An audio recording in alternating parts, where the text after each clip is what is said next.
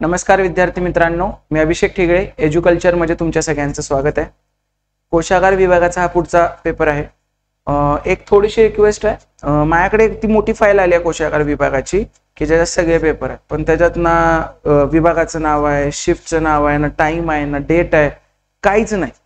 मग ते कळायचंच बंद होतंय, त्यामुळे सॉर्टिंगला वेळ जातोय। जर मग कोणाकडे असं सेपरेट असेल ना तर प्लीज मला शेअर करा।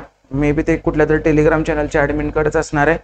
तर ज्यांनी ती कंपायलेशन फाईल माझ्याकडे आहे, खूप जणांनी पाठवली आहे मला, पण त्याच्यातून कळत नाही नक्की काय घ्यायचं आणि कुठं पेपर संपतोय आणि कुठं दुसरा पेपर सुरू होतोय हे पण मला कळत नाहीये।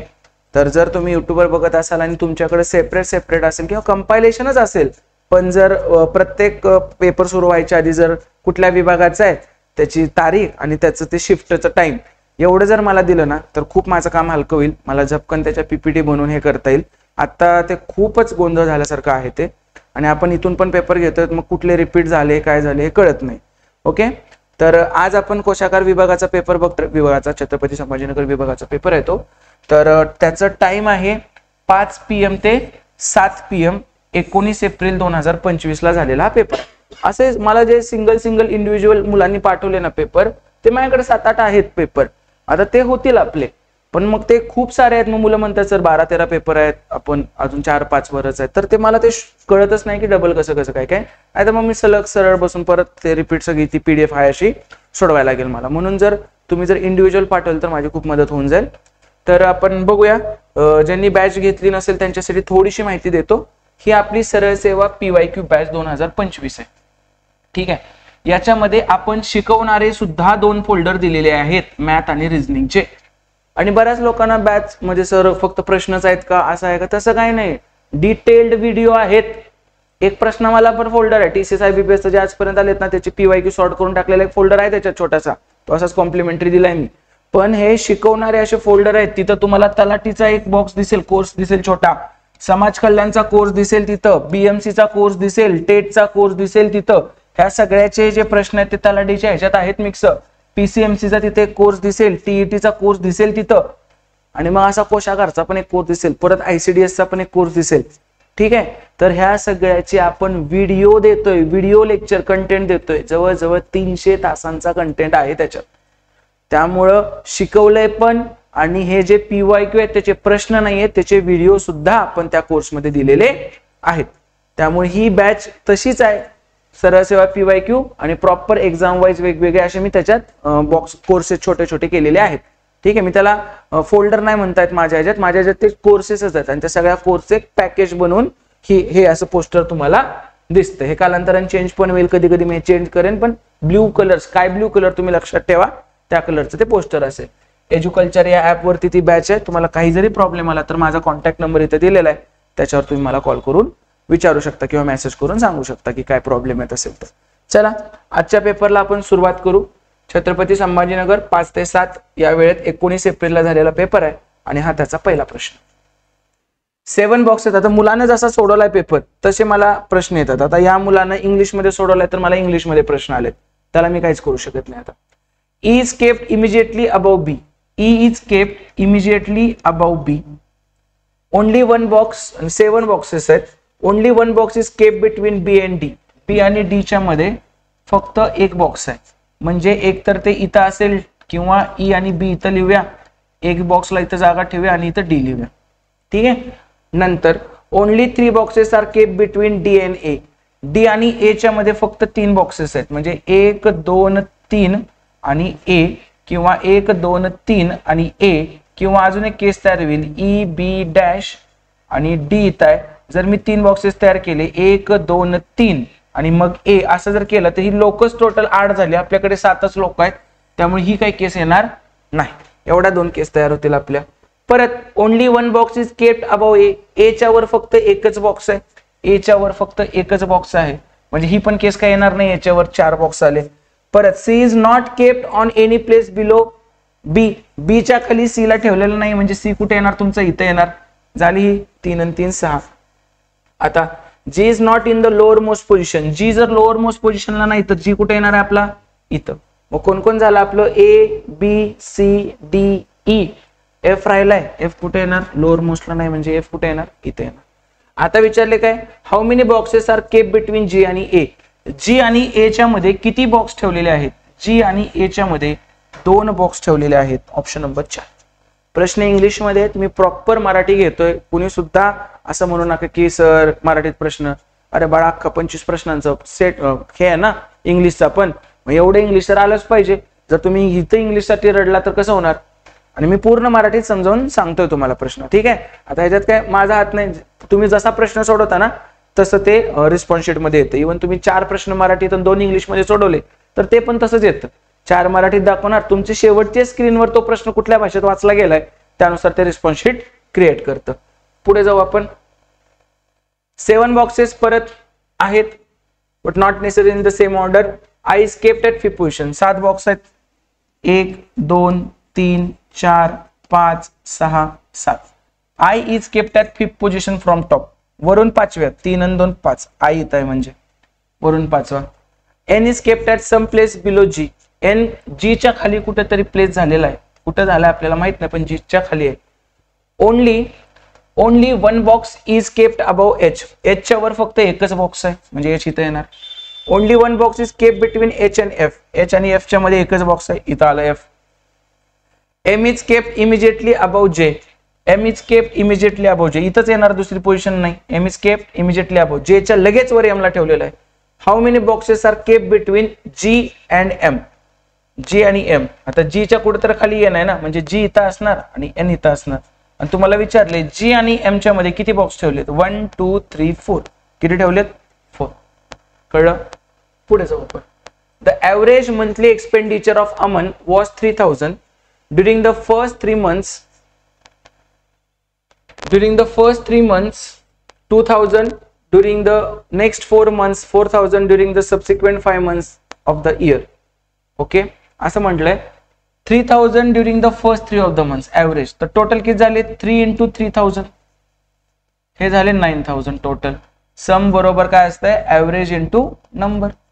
परत 2000 ड्युरिंग द नेक्स्ट 4 months, पुढच्या 4 months साठी 2000 होते, तर टोटल झाले 4 दुनी 8000. आणि परत राहिलेल्या 5 महिन्यांसाठी 4000 होतं ॲव्हरेज इन्कम. 4 आणि 3 7, 7 आणि 5 12 असतं, म्हणजे 5 महिन्यांसाठी किती होते? 4000. तर टोटल किती झाले? 20000. If the total saving during the year was 11000, find अमर्स average monthly income. ठीक आहे, total saving during the year was 11000. Expenditure आहेत सगळे, इन्कम नाही, हे एक्सपेंडिचर आहे. तर टोटल एक्सपेंडिचर किती झालं त्याचं वर्षाचं? 5 चोक 20,000 आहे. 20 आणि 8 28, 28 आणि 9 37,000. 37,000चं एक्सपेंडिचर आहे. सेव्हिंग किती केलंय? 11,000चं. 11,000चं सेव्हिंग केलंय. मग तुम्हाला माहित आहे इन्कम म्हणजे काय असतं? Expenditure plus saving. करेक्ट. मग टोटल किती झालं? हे 7 आणि 1 8, 3 आणि 1 4. किती झालं हे? 48,000. 48,000 महिन्याचा त्याचा पगार झाला, इन्कम झाला. मग ॲव्हरेज काय झाला? 48,000 भागिले 12 किती येणार? 12 चोक 48. किती झालं? 4000. दुसरा कुठला शॉर्टकट वगैरे याला नाहीये, हीच प्रॉपर मेथड आहे आणि हाच शॉर्टकट आहे किंवा हेच प्रॉपर कन्सेप्च्युअल आहे. Next, the average monthly expenditure of Aman was 3000 during the first 3 months, 2000 during the next 4 months. ठीक आहे, तोच प्रश्न झाला. पुढचा बघू आपण. Which of the following numbers not digit should be interchanged to make the equation correct असं म्हटलेलं आहे त्यांनी. ठीक आहे, तर चला कुठले नंबर चेंज केल्याने इक्वेशन करेक्ट होईल. आता आपण मी तुम्हाला सांगितलं हे भागिलेचं खूप मॅटर करतं. मग जर त्यांनी 15 आणि 4 केलं, 15 आणि 4 इकडे तिकडे केलं तर 15 गुणिले 26 खूप मोठं बनणार आहे. ते आपलं उत्तर खूप छोटं आहे, त्यामुळे पहिला ट्राय करू नका. दुसरा ट्राय करा. 8 आणि 26, 26 ला इकडे टाकलं तर चेक करायचं 104 ला 26 न जातोय का जातोय का. हे चांगलं उत्तर आहे म्हणजे होऊ शकतं, तर चेक करू. 104 भागिले 26 वजा 15 अधिक 4 गुणिले 8. हे 26 चोक वजा 15 आणि 8 चोक 32. 32 आणि 4 36 आणि 36 वजा 15 बरोबर किती आलं? 21. की जेच आन्सर आहे आपलं. त्यांनी पण आपल्याला काय सांगितले तेच आन्सर दिलेलं आहे. Next, what is the missing digit in the 8 digit number so that it is divisible by 9. 9 न डिव्हिजिबल व्हायचं असेल तर समला 9 न भाग गेला पाहिजे, पण सम करण्यापेक्षा आपलं काय ठरलेलं आहे की बाबा जिथं जिथं 9 येते ते पण कट करू शकता तुम्ही, त्यानं बरं पडतं. 5 आणि 4 9 कट करा, 3 परत काय 6 आणि 3 9 कट करा, शेवटी राहिलं काय 8 आणि 2 10. 10 मध्ये मी किती मिक्स करू जेणेकरून त्याला 9 न भाग जाईल. 10 8 18 असतं ना, तर त्याच्या काय आलं पाहिजे मग 8 आलं पाहिजे. कळालं का? बेरीज करून सुद्धा तुम्ही करू शकता, पण हे मी शॉर्टकट सगळे एसएससीच्या वेळी पण सांगत असतो. आपलं एसएससी एज्युकल्चर म्हणून चॅनल आहे, ते सुद्धा तुम्ही सबस्क्राईब करा. तिथं सुद्धा आपल्याला चांगल्या लेवलचे प्रश्न बघायला मिळतील. आणि तुम्ही आता CHSL किंवा MTS चा फॉर्म भरू शकता. CGL ची डेट गेली 4 जुलै, पण ह्या दोघांचे फॉर्म तुम्ही भरू शकता. ओके, एसएससी एज्युकल्चर ह्याच्याविषयी तर तुम्हाला बोललेलं आहे. एज्युकल्चर ऍप डाउनलोड करून ही बॅच तुम्ही घ्या. शिकवणारे 2 फोल्डर आणि हे सगळं तुम्हाला मी त्याच्यात देतोय एका वर्षासाठी. The price of cooking oil is increase by 22%. Find by how much percentage must a family reduce its consumption in order to maintain the same budget. काय ठरलंय? प्राइस 22% वाढली तर 100 ची 122 झाली, तर इन्कम क्वांटिटी काय करायची 122 ची 100 करायची, म्हणजे कितीनं कमी करायची 22 न. टक्क्यात काढू, 122 वर 22 कमी होतंय तर 100 वर किती, बे 11 बे सख्ख 12 बे 1 थोडक्यात काय राहिलं हे 1100 भागिले 61. 1100 भागिले 61 प्रॉपर व्यवस्थित करत जाऊ आपण. 61 एक्के 61 पहिले तर 1 चा लागणार आहे, मग 1 चा लागणार आहे तर 22 आणि 21 तर चुकलं, लय काय राहिलं 18 आणि 19 मध्ये राहतंय. आपण प्रॉपर करू. 61 एक्के 61 उरले किती, उरले 39. आता 39 उरले, मी 9 न केलं तर 9 सक्क 54 होते. किती उरले 61 एक्के 61 उरले 39. ठीक आहे, तर 8 न करू आपण, तर rounded off 2 decimal remain the same budget. 22% 122 तर 1100 येते, सॉरी 1100. तर 61 एक्के 61 उरले किती 49, मग इथे 49 उरले. मग 49 ला मी 9 न भागलं, 9 सक्क 54, 49च्या पुढे जाते ना, म्हणजे 8 नच करायला लागेल. 8 सक्क 48 ह्याच्या मागे येत आहे, म्हणजे 18 पॉईंट समथिंग येणार आहे. 18 पॉईंट समथिंग असलेला एकच ऑप्शन. ठीक आहे, काय केलं कळलं? मला 61चा पाडा येत नाही, पण मला 6चा पाडा येतोय. हे बघ 1000, सॉरी 1000च लिहितोय मागासपासून, मागाशी पण त्यामुळे चुकलं. 1161 मला 6चा पाडा येतोय. 6 दुनी 12 असतंय, 2चा भाग जाऊन चालेल का? 11 इथं 1चाच घालवा, 6 1 6, मग 1 गुणिले 61 61 आलं. हे 10 तून 1 गेले 9 आणि 11 तून 5 गेले, 11 तून 7 गेले 4, 49. परत 0 उतरून घेतलं. मला 6चा येतोय, 6 9 54, म्हणजे 9 घेऊन चालणार नाही, 6 8 48 बसतंय, म्हणून 6 8 48 घेतलं. कळलं का? 18 पॉईंट समथिंग काहीतरी उत्तर येईल, तसा एकच ऑप्शन आहे. एवढं सिंपल असतं मोठे भागाकार, ते काही लय मोठं रॉकेट सायन्स नाहीये मोठे भागाकार करणे म्हणजे. बघा ह्याच्यावर प्रश्न आहे. In each of the words each vowel is change to the letter immediately following it in the English alphabet. Vowel काय करायचंय त्याच्यानंतर येणाऱ्यानं बदलायचंय, म्हणजे स्वर काय करायचंय, स्वर त्याच्यानंतरच्या अक्षरानं, स्वर नंतरच्या अक्षरानं. And each consonant is change to the letter immediately. आणि व्यंजन काय करायचंय आधीच्यानं, व्यंजन आधीच्यानं म्हटलंय. लेटर इमिजिएटली प्रिसिडिंग म्हणजे आधीचा असतो, व्यंजन आधीच्याचा करायचंय, आधीचा. In how many letter cluster does form will no vowel appeared. Vowel आलंच नाही पाहिजे, तर टीच्या आधीचं एस असतंय.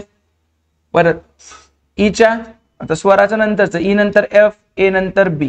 वॉवेल नाहीच आहे ह्याच्यात, म्हणजे 1 तयार मिळालं मला. परत दुसरं आपण सगळ्याच करून घेऊ सरळ.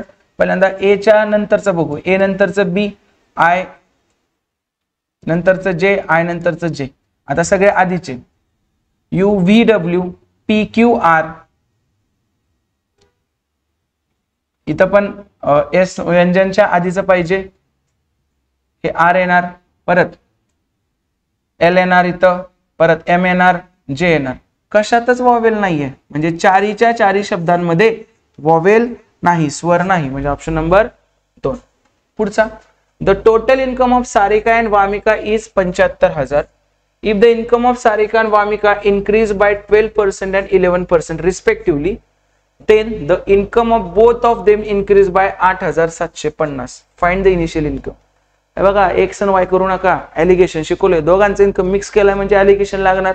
बघा कितीनं वाढलं दोघांचा पगार, 8,750 न वाढला. कितीवर, दोघांचा मिळून किती होता, 75,000 होता, इंटू 100. 2 शून्य गेले, 2 शून्य गेले, शून्य गेला, शून्य गेला. परत बघा 25 त्रिक 75, 25 त्रिक 75, परत काय आले 12, 25 5 1,600, म्हणजे 35/25 त्रिक 75 उरले 12, 25 5 1,600. ठीक आहे, म्हणजे 35/3% वाढला, 35/3% वाढला मिक्सअप मध्ये. मग आपल्याला माहित आहे एकीचा कितीनं वाढलाय, 12 दुसरीचा कितीनं वाढलाय, 11. ही कोण आहे, ही कोण आहे, सारिका, आणि ही कोण आहे, वामिका. ठीक आहे, दोघांचा मिक्सअप मध्ये कितीनं वाढलाय, 35/3. हे तुम्हाला असं अवघड जातं, हे खालचं 3 घालवायचंय, सरळ सगळ्याला 3 गुणा. हे 35/3 आहे ना, सरळ मी हे सगळ्याला 3 गुणतो, मग काय होईल, 12 त्रिक 36.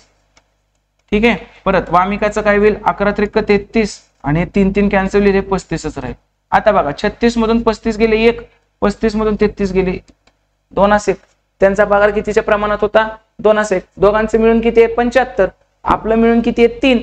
आपल्या 3ला 75,000 म्हणतायत, आपल्या 3ला 75,000 म्हणतायत, तर आपल्या 1ला किती म्हणतील, 25,000. आणि 1ला 25,000 असतील तर 2ला 50,000, आणि या 1ला 25,000. त्यांनी कोणाचं विचारलं आपल्याला, वामिकाचा. वामिकाचा किती मिळाला मला, 25,000. XY केलंच ना, पान भरते अख्खं पान. ह्या छोट्या छोट्या गमती जमती नाहीत, ह्या कन्सेप्ट आहेत प्रॉपर, ह्या माहित पाहिजेत तुम्हाला. ठीक आहे, की कुठली पण गोष्ट मिक्सअप केली की आपल्याला काय मिळतं, ॲलिगेशन वापरायचा चान्स मिळतो.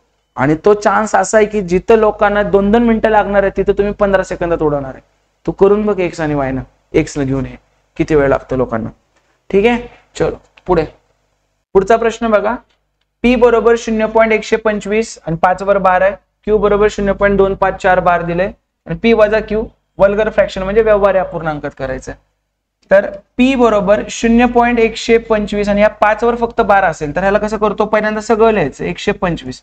कशावर बार नाहीये ते वजा करून घ्यायचं, याच्यातून 12 वजा करून घेतलं, आणि छेद जेवढ्यावर बार आहे तेवढे 9 घ्यायचे. एकावरच बार आहे फक्त, 5 वर, बाकी दोघांवर नाही. जेवढ्यावर नाही तेवढे 0 घ्यायचे, बरोबर. मग हे किती मिळालं तुम्हाला, 113/900. परत Q बरोबर कसं लिहिणार तुम्ही, 0.254 बार आहे म्हणजे 254. ह्याच्यातून तुम्ही 25 वजा करणार, कारण 25 वर बार नाहीये, भागिले 900, कारण 1 9 12 वाला आणि बाकी 2 वर नाहीये म्हणून ते. मग ह्याचं काय येणार, 14तून 5 गेले 9, 5तून 3 गेले 2, आणि हे 2, 229/900. आपल्याला P वजा Q सांगितले म्हणजे वजा मध्ये येणार उत्तर, P छोटा आहे, तर काय येणार मग 113 वजा 229/900. मग किती येणार, हे 9तून 3 गेले 6, 2तून 1 गेला 1, 2तून 1 गेला 1, 116/900. पण हे वजा मध्ये येणार, 4 न भाग घालू आपण, 29 चौक 16 आणि 4 दुनी 8, 4 दुनी 8 आणि 4 पंचे 20, वजा 29/225. Option number 2. कळलं, ठीक आहे. नेक्स्ट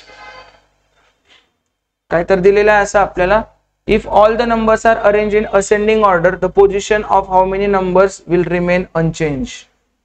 अनचेंज कोणाचे होईल, असेंडिंग ऑर्डरने केलं तर हे 2,603 इथं येईल, परत 3,714 इथं येईल, परत 6,047 इथं येईल, 6,047, परत 7,157 इथं येईल, आणि परत 7,268 इथं येईल.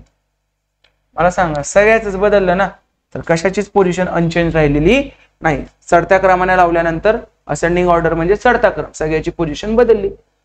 In a certain code language day 5 days is coded as 9475, Yaks coded as 5739. What is the code for K in the given code language? ठीक आहे, बघा आता K चा कोड विचारला आपल्याला, K तर इथं आहे म्हणजे YAS माहित पाहिजे, YAS इथं आहे आणि YAS इथं पण आहे. दोन्ही मध्ये कॉमन काय, 4 7 5 7 आणि 9, 5 7 9 दोन्हीकडे कॉमन आहे, 5 7 9 म्हणजे 5 7 आणि 9, मग उरला काय 3, म्हणजे K ला काय असणार आहे 3. Option number 4. पुढे जाऊ, ठीक आहे. A retailer marks up the price of a product by 50% over the cost price. And then offer successive discount of 20% and 10%.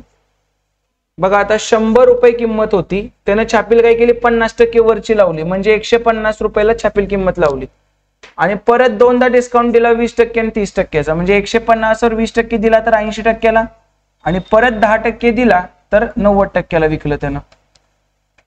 If the final selling price is 1080, final selling price किती 1080, म्हणजे हे जे काय येईल त्याचं उत्तर काय 1080. करू आपण.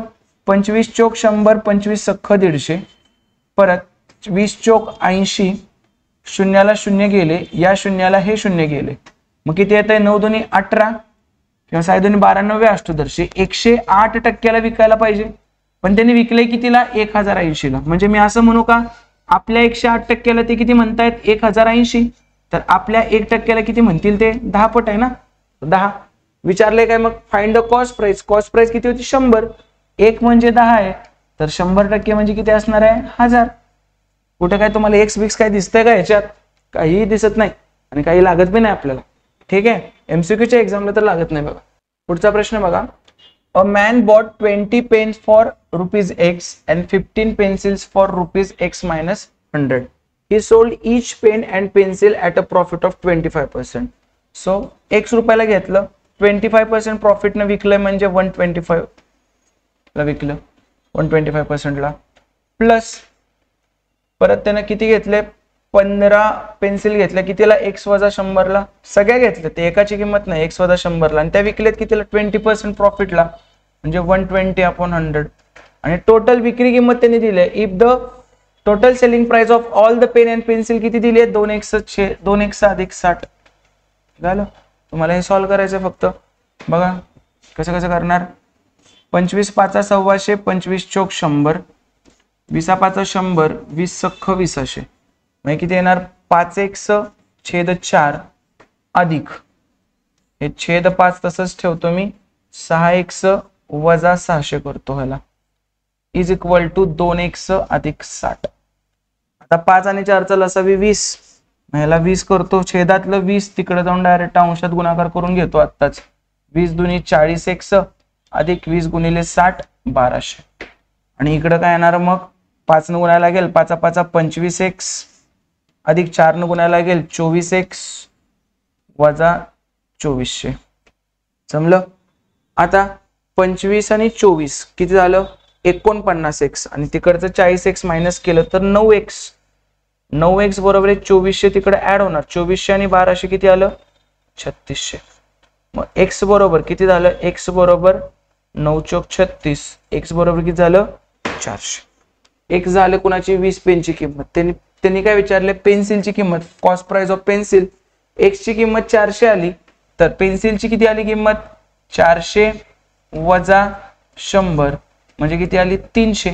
पण 300 मध्ये किती पेन्सिल घेतलेत आपण 15, एका पेन्सिलची किंमत किती 300 भागिले 15 बरोबर काय 20. एका पेन्सिलची किंमत किती आली 20 रुपये. Option number 4. पुढे MP mark price 11 is related to NQ16 in a certain way quantity. Okay नाही, हे प्रॉफिट लॉस मध्येच होतो. सरळ सरळ साधा प्रश्न आहे आपला, अल्फाबेटिकल सिरीजचा प्रश्न आहे. MP11 म्हणजे NQ16 आहे.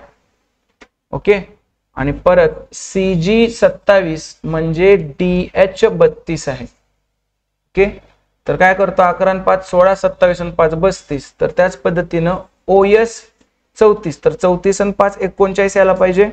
2 ऑप्शन आहेत, तर त्या दोन्हीतलं कुठलं आता मग ह्याचं पण बघायला लागेल आपल्याला. MNPQ CDGH, तसं STOP म्हणजे PT 39 यायला पाहिजे. पुढचं अक्षर घेतलेलं आहे. नेक्स्ट बघा, सेम पॅटर्नचं काय आपल्याला बघायचंय. FIY ला HLC आहे. सरळ आपण काढून घेऊ म्हणजे फास्ट होऊन जातो सरळ.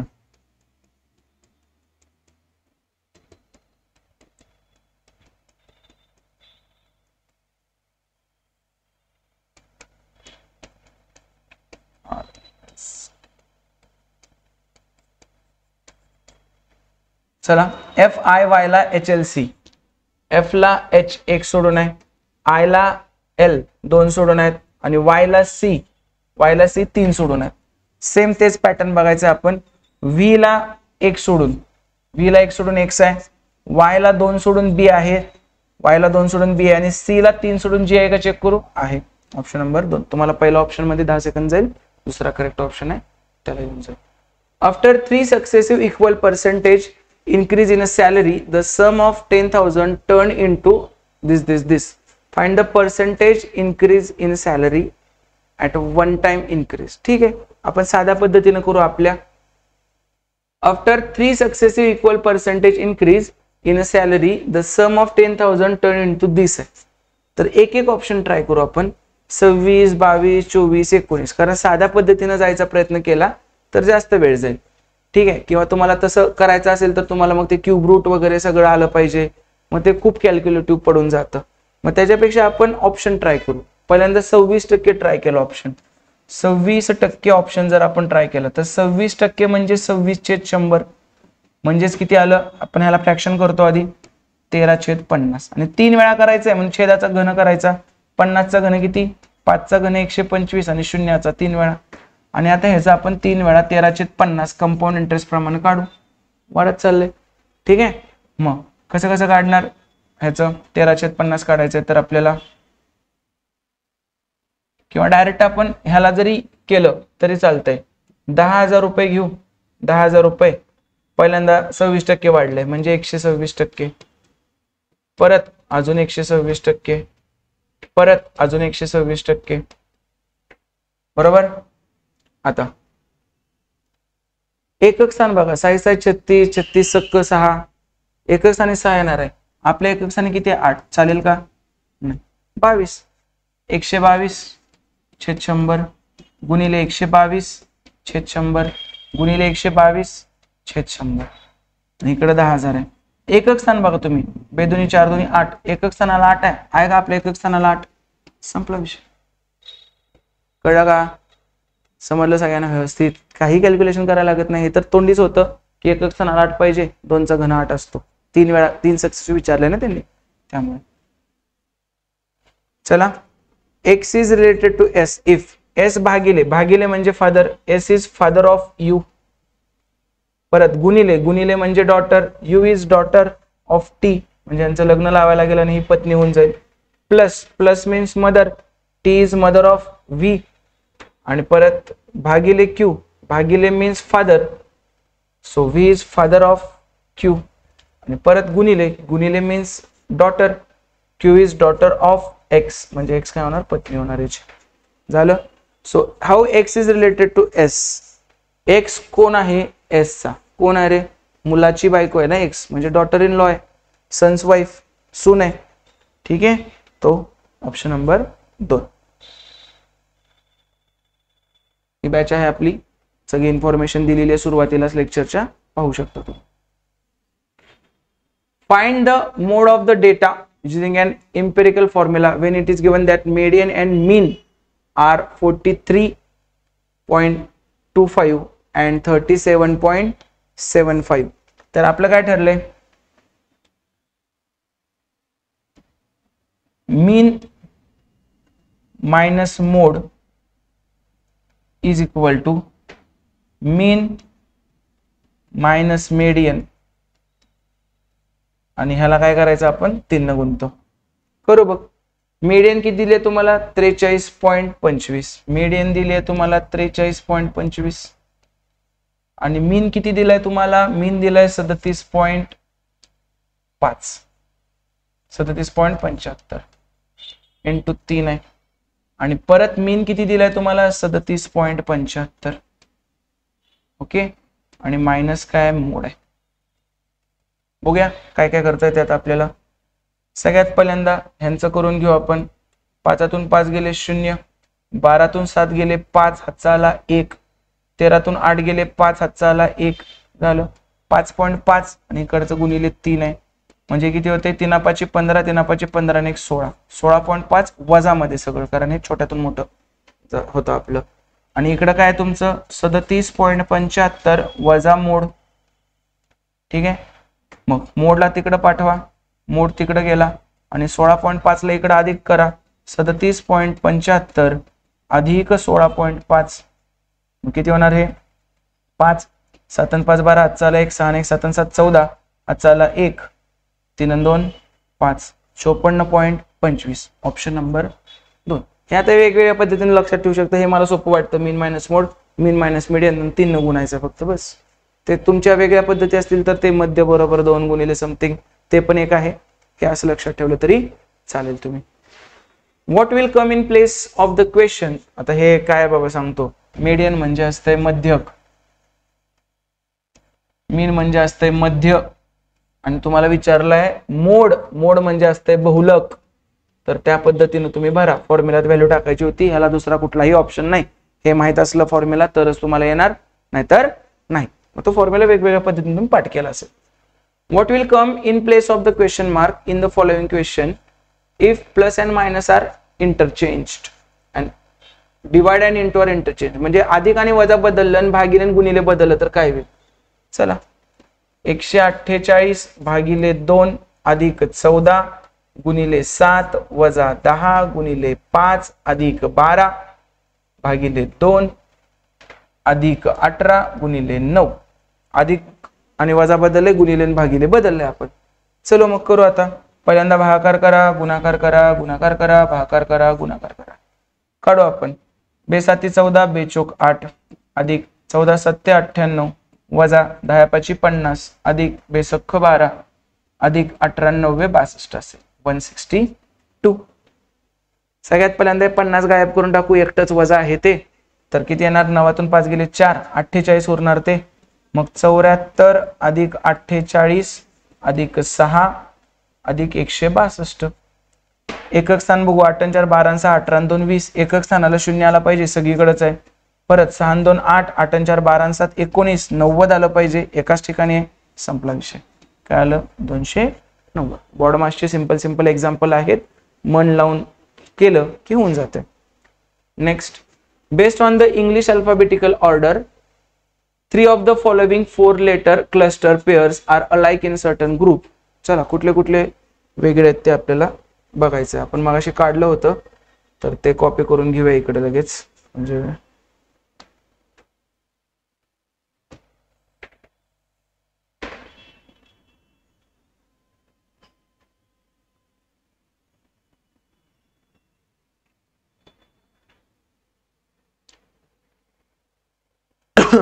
बा पहिल्यांदा GI आणि KM आहे. GI आणि KM एक एक सोडून आहेत आणि मध्ये पण एक सोडले. SUWY आहे. SU एक सोडून परत WY म्हणजे हे दोन सेम आहेत. BD आणि FH आहेत. एक सोडून परत एक सोडून FH आहेत. बरोबर. GI आणि JL. GI J लगेच घेतला त्यांनी, एक सोडला नाही इथं, त्यामुळे हे काय येणार नाही. Option number 4. Next. If two trains of length 255 and 375 metre move in opposite direction. 255 आणि 375 मीटरच्या विरुद्ध दिशेने जात आहेत आणि त्यांचं स्पीड किती आहे 36 आणि 45 आहे. तर किती वेळ लागेल विचारले. तर वेळ विचारले. Time is equal to distance upon speed असते. डिस्टन्स अपोजिट आहे, ऍडिशन करू. 255 अधिक 375. स्पीडचं ऍडिशन होणार 36 आणि 45. 36 अधिक 45. पण वरचं मीटर आहे, हे किलोमीटर पर आवर आहे, म्हणजे याला 518 न गुणायला लागणार आपल्याला. कळलं. मग काय वरचं किती तयार होणार. 5 आणि 5 10 हातचा आला 1 7 आणि 1 8 आणि 5 13 हातचा आला 1 3 आणि 1 4 आणि 2 6. छेदात 40 आणि 30 70 76 आणि 5 81 आणि गुणिले 5 आणि 18 कुठे जाणार खालचं वर जाणार. मग बघा 9 2 18 9 9 81 9 1 9 9 7 63 5 1 5 14 5 70. ठीक आहे. आणि 14 दोन्ही किती आला आता आपलं 28. किती सेकंद लागतील 28 सेकंद लागतील. Option number 4. पुढे परत अल्फाबेटिकल सिरीजचा प्रश्न आहे, काढून घेतलेला आहे आपण आधीच. पुढचं काय विचारले. LKJI बघू आपण काय रिलेशन आहे का. LKJI आणि पुढचं काय येणार H म्हणजे पहिला अक्षर H पाहिजे. पहिला आणि चौथा ऑप्शन कटला. परत X चेकच करू नका, मधला अक्षर डायरेक्ट शेवटचं चेक करा. ZYXW, ZYXW आणि इथं काय असणार आहे V, म्हणजे शेवटी काय पाहिजे V पाहिजे, म्हणजे ऑप्शन नंबर 2. कळलं का? जे सेम सेम आहे त्याच्यात कशाला वेळ घालवतात त्याचं लॉजिक शोधण्यात, तसं मग पेपर नाही कव्हर होत. ओके, पुढे. The given data includes number of goals scored by a team in a series of 12 matches. Find the arithmetic mean. Arithmetic mean म्हणजे सरळ सरासरी विचारले तुम्हाला. Average 4 आणि 3 7, 7 आणि 5 12 आणि 6 18 आणि 2 20, 20 आणि 4 24 आणि 4 28 आणि 5 33, 33 आणि 3 36, 36 आणि 3 39, 39 आणि 4 43, 43 आणि 5 48. 48 भागिले किती मॅचेस आहेत? 12, तर 12 चोक 48. सरासरी अरिथमॅटिक मीन म्हणजे सरळ सरासरी जाते, नाव आहे, मॅथमॅटिकल नाव आहे, मीन मध्य. पुढे परत अल्फाबेटिकल सिरीजचा प्रश्न आलाय बघा. काय करू शकतो? RFQP, RFQP काय रिलेशन आहे बघू आपण. R आणि F आणि QP, R च्या आधीचं QP, ठीक आहे, लयच वेगवेगळं काहीतरी दिसतंय. HV आणि GX, HV आणि GX, ठीक आहे, म्हणजे H च G घेतलंय, H च्या आधीचं G आणि परत V ला एक सोडून X घेतलंय, परत F च्या आधीचं E आणि U ला एक सोडून W आहे का? आहे, म्हणजे हे सेम सेम आहेत, यांचं काहीतरी वेगळंच चाललंय. त्यामुळे गटातनं बसणारा कुठला असणार आहे? RF आणि QP. ह्याचं पण सेम तसंच असणार आहे. E ला एक आधीचं D आहे बघा, E च्या आधीचं D आणि S ला एक सोडून आधीचं U घेतलंय, X ला एक सोडून U घेतलंय, म्हणजे हे 3 सेम आहेत, ह्याचं काहीतरी वेगळंच लॉजिक तयार होत आहे. ओके, तर आपण अशा प्रकारे संभाजीनगर विभागाचा, छत्रपती संभाजीनगर विभागाचा 5 ते 7 या वेळेतील 19 एप्रिलचा पेपर घेतलेला आहे आपण. तर तुमच्याकडे इंडिव्हिज्युअल पेपर असतील तर खरंच मला पाठवा, ते खूप बरं पडतं. आता त्या मोठ्या कंपायलेशन PDF मधून ते पेपर संपलाय कधी सुरू कधी झालं हे पण नाही कळत आहे. तर असतील तर नक्की मला शेअर करा, म्हणजे आपलं पेपर लेक्चर घ्यायचं स्पीड डेफिनेटली वाढेल. हे विचारत कोणी पाठवला तसं करत माझं चाललेलं आहे आता, त्यामुळे ते स्पीड कमी येते.